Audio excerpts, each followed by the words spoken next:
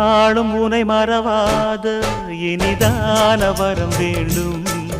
உறவாலும் உடல் உயிராலும் பிரியாத வரம் வேண்டும்.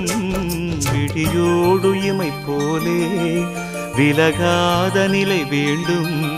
இணையான இளமானே துணையான இளமானே, இணையான இளமானே துணையான இளமானே.